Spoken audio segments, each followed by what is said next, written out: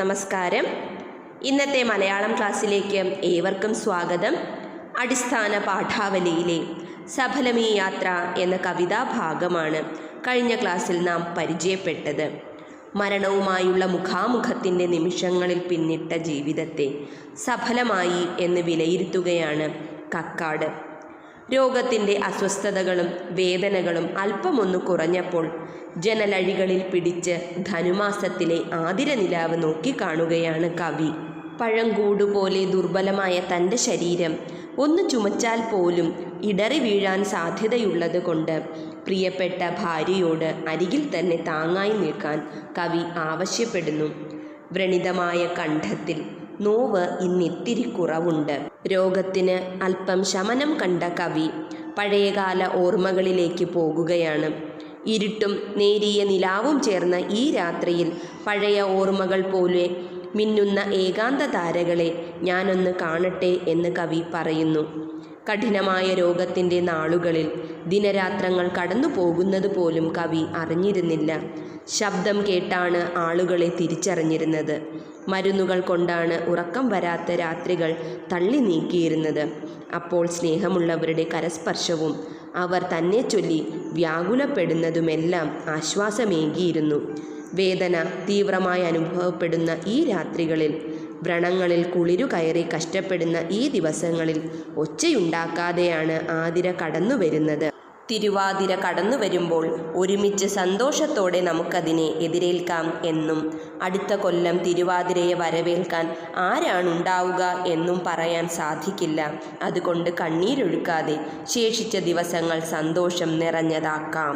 നേർത്ത നിലാവിൻ്റെ അടിയിൽ തെളിയുന്ന ഇരുട്ടുപോലെ മറവിയുടെ മറകളിൽ നിന്നും ഓർമ്മകൾ പുറത്തെടുക്കാൻ ശ്രമിക്കുകയാണ് കവി. ഇതുവരെയുള്ള ഭാഗമാണ് കഴിഞ്ഞ ക്ലാസ്സിൽ നാം പരിചയപ്പെട്ടത്. തുടർന്നുള്ള ഭാഗം ശ്രദ്ധിക്കുക.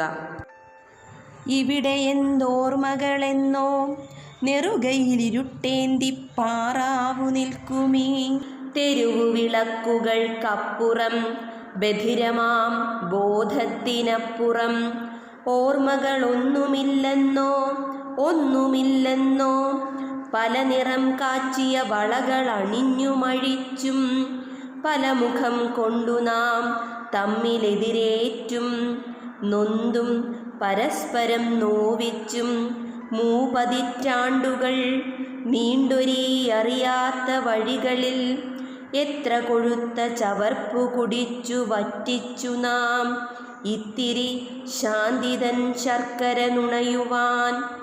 ഓർമ്മകളുണ്ടായിരിക്കണം ഒക്കെയും വഴിയോര കാഴ്ചകളായി പിറകിലേക്കോടി മറഞ്ഞിരിക്കാം.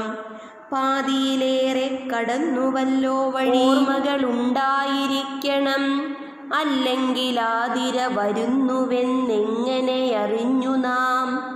ഇത്തിരി കൂടെ നടന്നവ കിന്നാരമിത്തിരി കണ്ണീരുറക്കെ ചിരിച്ചു കവിളു തുടിച്ചവ ഏറെ കരഞ്ഞു കൺപോള കനത്തവ കെട്ടിപ്പുണർന്നു മുകർന്നവ കുത്തിപ്പിളർന്നു മരിച്ചവ കൊന്നവ മുട്ടായി പുഴുതിന്നു പാതി വിടർന്നു പെരുവഴിയിൽ ഞെട്ടറ്റടർന്നു പതിച്ചവ വഴിപോക്കരിരുളിൽ ചവിട്ടിയരച്ചവ ഒരാതിരിക്കെ ചവിട്ടടികളിൽ പുളഞ്ഞുൾഭണമുയർന്നാടി നിന്നവ ഒക്കെയും ഓർമ്മകളായിരിക്കാം.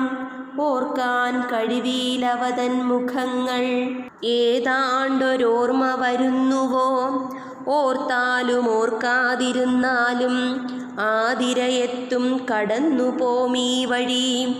നാം ഈ ജനലിലൂടെതിരേൽക്കും ഇപ്പഴയൊരോർമ്മകളൊഴിഞ്ഞ താലം തളർന്നൊട്ടു വിറയാർന്ന കൈകളിലേന്തി അതിലൊറ്റ മിഴിനീർ പതിക്കാതെ മനമിടറാതെ കാലമിനിയുമുരുളും.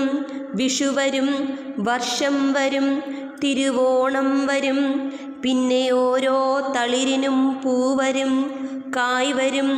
അപ്പോൾ ആരെന്നും എന്തെന്നും ആർക്കറിയാം? നമുക്കിപ്പൊഴീ ആർദ്രതയെ ശാന്തരായി സൗമ്യരായി എതിരേൽക്കാം. വരിക സഖി അരികത്തു ചേർന്നു നിൽക്കൂ. പഴയൊരു മന്ത്രം സ്മരിക്കാം, നാം അന്യോന്യം ഊന്നുവടികളായി നിൽക്കാം. ഹാ സഫലമീ യാത്ര. സഫലമീ യാത്ര NN കക്കാട്.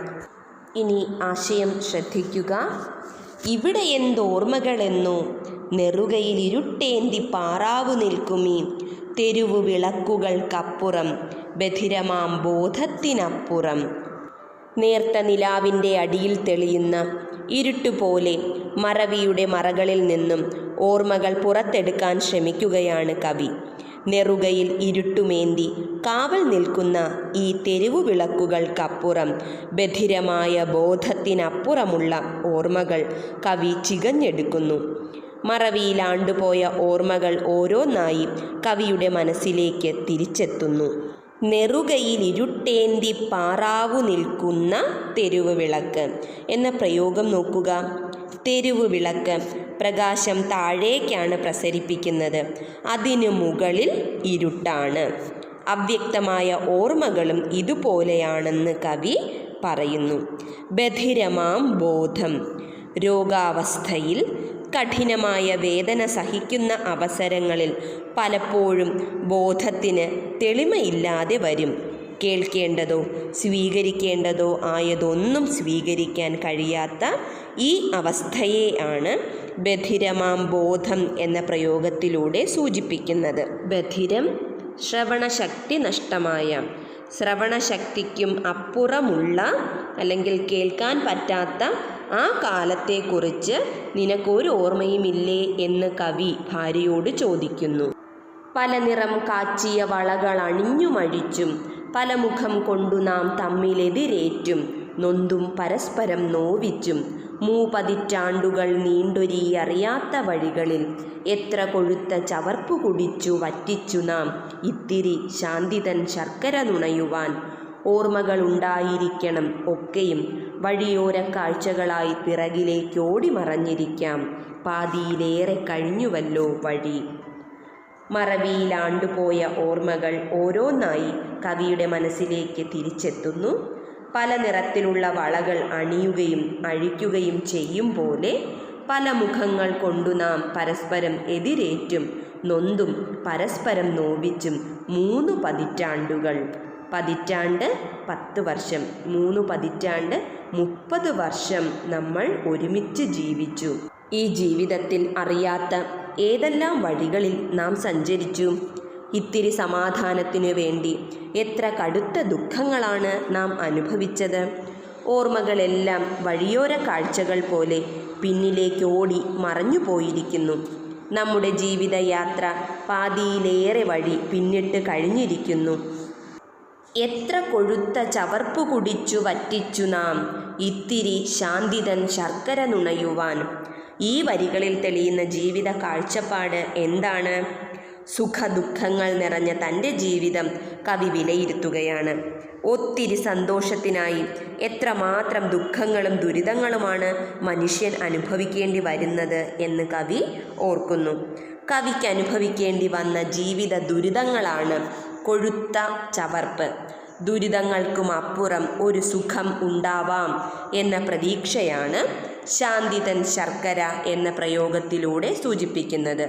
ഏത് ദുഃഖത്തിനും അപ്പുറം സന്തോഷത്തിൻ്റെ നിമിഷങ്ങളുണ്ട്. പലപ്പോഴും കഠിനമായ ദുഃഖം സഹിച്ചാലേ ഇത്തിരി സന്തോഷം നമുക്ക് നുകരാൻ സാധിക്കൂ. ഓർമ്മകൾ ഉണ്ടായിരിക്കണം, അല്ലെങ്കിൽ ആതിര വരുന്നുവെന്നെങ്ങനെ അറിഞ്ഞു നാം. ഇത്തിരി കൂടെ നടന്നവ, കിന്നാരമിത്തിരി ചൊന്നവ, കണ്ണീരുറക്കെ ചിരിച്ച് കവിള് തുടിച്ചവ, ഏറെ കരഞ്ഞു കൺപോള കനത്തവ, കെട്ടിപ്പുണർന്നു മുകർന്നവ, കുത്തിപ്പിളർന്നു മരിച്ചവ, കൊന്നവ, മൊട്ടായി പുഴുതിന്നു പാതി വിടർന്നു പെരുവഴിയിൽ ഞെട്ടറ്റടർന്നു പതിച്ചവ, വഴിപോക്കർ ഇരുളിൽ ചവിട്ടിയരച്ചവ, ഒരാതിരിക്കെ ചവിട്ടടികളിൽ പുളഞ്ഞ് ഉൾഭണമുയർന്നാടി നിന്നവ, ഒക്കെയും ഓർമ്മകളായിരിക്കാം, ഓർക്കാൻ കഴിവിയിലവതൻ മുഖങ്ങൾ.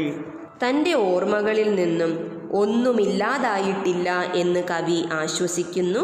അല്ലെങ്കിൽ ആതിര വരുന്നുവെന്നത് നാം അറിയുമായിരുന്നില്ല എന്ന് കവി ഓർക്കുന്നു. പിന്നിട്ട വഴിയിലെ ഓർമ്മകൾ ഓരോന്നായി കവിയിലേക്ക് എത്തുകയാണ്. ഇത്തിരി കൂടെ നടന്നവ, ഇത്തിരി കിന്നാരം പറഞ്ഞവ, കണ്ണീർ പൊഴിയുവോളം ചിരിപ്പിച്ചവ, ഏറെ കരയിപ്പിച്ചവ, കെട്ടിപ്പുണർന്ന് മുകർന്നവ, കുത്തിപ്പിളർന്ന് മരിച്ചവ, കൊന്നവ, മൊട്ടായി പുഴുതിന്ന് പാതി വിടർന്ന് പെരുവഴിയിൽ ഞെട്ടറ്റു വീണവ, അന്യർ അശ്രദ്ധമായി നശിപ്പിച്ചവ, ചവിട്ടടിയിൽ പാമ്പായി വിനാശകാരികളായവ, ഇങ്ങനെ നിരവധി ഓർമ്മകൾ കവിയുടെ മുൻപിലേക്ക് എത്തുകയാണ്.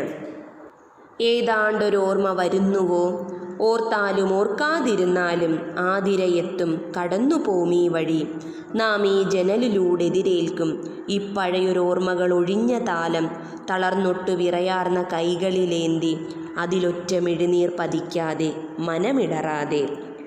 ഏതാണ്ടൊരോർമ്മ വരുന്നുണ്ടോ എന്ന് കവി ഭാര്യയോട് ചോദിക്കുന്നു. ഓർത്താലും ഓർക്കാതിരുന്നാലും ആതിര ഇനിയും വരികയും ഈ വഴി കടന്നു പോവുകയും ചെയ്യും. നാം അതിനെ ഈ ജനലരികിലിരുന്ന് എതിരേൽക്കും. തളർന്ന് വിറയ്ക്കുന്ന കൈകളിൽ ഓർമ്മകൾ ഒഴിഞ്ഞ മനസ്സാകുന്ന താലം പിടിച്ച് അതിൽ ഒരു തുള്ളി കണ്ണീർ പോലും വീഴാതെ മനസ്സിടറാതെ ഈ ആതിരയെ നമുക്ക് സ്വീകരിക്കാം. കാലമിനിയും ഉരുളും, വിഷു വരും, വർഷം വരും, തിരുവോണം വരും, പിന്നെ ഓരോ തളിരിനും പൂവരും കായ്വരും. അപ്പോൾ ആരെന്നും എന്തെന്നും ആർക്കറിയാം. നമുക്കിപ്പോഴീ ആർദ്രതയെ ശാന്തരായി സൗമ്യരായി എതിരേൽക്കാം. വരിക സഖി അരികത്ത് ചേർന്നു നിൽക്കൂ, പഴയൊരു മന്ത്രം സ്മരിക്ക, നാം അന്യോന്യം ഊന്നുവടികളായി നിൽക്കാം. ഹാ സഫലമീ യാത്ര. കാലമിനിയും ഉരുളും, ഉരുളുക, മുന്നോട്ടു പോവുക. വിഷു വരും, വർഷവും തിരുവോണവുമെല്ലാം ഇനിയും കടന്നു വരും. ഓരോ തളിരിനും പൂ വരികയും കായുണ്ടാവുകയും ചെയ്യും. ഇതിനെല്ലാം സാക്ഷിയാകാൻ ആരൊക്കെയാണുണ്ടാവുക എന്ന് ആർക്കാണറിയുക? കാലം പലതും കടന്നു പോയേക്കാം എന്നാണിവിടെ സൂചിപ്പിക്കുന്നത്. അതുകൊണ്ട് നമുക്കിപ്പോൾ ആർദ്രയായ ഈ ആതിരയെ ശാന്തരായി സൗമ്യരായി എതിരേൽക്കാം. സഖി, എൻ്റെ അരികിൽ വന്ന് ചേർന്ന് നിൽക്കൂ, പഴയ ആ മന്ത്രം ഓർക്കുക. ഇവിടെ ഋഗ്വേദത്തിലെ വിവാഹ മന്ത്രത്തെക്കുറിച്ചാണ് സൂചിപ്പിക്കുന്നത്. ആ മന്ത്രത്തിൻ്റെ അർത്ഥം, അല്ലയോ വധു, ഭർത്താവായ എന്നോടുകൂടി ഏതു വിധമായാൽ നീ വയസ്സായാലും ഒപ്പം നിൽക്കുമോ? അவ்விധം സൗഭാഗ്യത്തിനായി ഞാൻ നിന്റെ കൈ പിടിക്കുന്നു. ഈ മന്ത്രം എന്ത് ചെയ്യുക? ഓർക്കുക. അവസാന കാലത്തും നമുക്കൊരുമിച്ച് കൈകൾ കോർത്ത് നിൽക്കണം, പരസ്പരം ഊന്നുവടികളായി നിൽക്കണം എന്ന് കവി ഇവിടെ പറയുന്നു. ഒരാളില്ലാതെ മറ്റൊരാളില്ല എന്ന വിധം ലയിച്ചായിരുന്നു അവരുടെ ജീവിതം. ദാമ്പത്യബന്ധം എത്രയേറെ ദൃഢവും കരുതലുമുള്ളതാക്കാം എന്നതിന് തെളിവായിരുന്നു അവരുടെ ജീവിതം. ഇനി അധികകാലം മുന്നോട്ടില്ല എന്ന് തിരിച്ചറിഞ്ഞ കവി ശിഷ്ടദിനങ്ങളെ സന്തോഷം നിറഞ്ഞതാക്കാൻ സഖിയോട് പറയുന്നുണ്ട്. ജീവിതാന്ത്യത്തിലും ജീവിതത്തെ ആസ്വദിക്കാൻ ഊന്നുവടികളായി പരസ്പരം നിലകൊള്ളാം എന്നാണവർ പറയുന്നത്. മനുഷ്യജീവിതം നശ്വരമാണ്, എപ്പോൾ വേണമെങ്കിലും പൊലിഞ്ഞു പോകുന്നതുമാണ്. കാലം അനന്തമാണ്, അതാരെയും കാത്തു നിൽക്കാറില്ല. കാലചക്രം തിരിയുമ്പോൾ പുതിയവ വന്നുകൊണ്ടിരിക്കും. ഇത് മാറ്റമില്ലാതെ തുടരുന്ന പ്രക്രിയയാണ്. ഒന്നും നമ്മെ കാത്തു നിൽക്കുകയില്ല. ആസന്നമായതിനെ സന്തോഷത്തോടെ വരവേൽക്കുക എന്ന ആശയമാണ് ഈ കവിത നമുക്ക് നൽകുന്നത്. പാഠഭാഗം നന്നായി വായിക്കുക, അതിൻ്റെ അർത്ഥതലങ്ങൾ മനസ്സിലാക്കുക. പുതിയൊരു പാഠവുമായി അടുത്ത ക്ലാസ്സിൽ കാണാം. നന്ദി.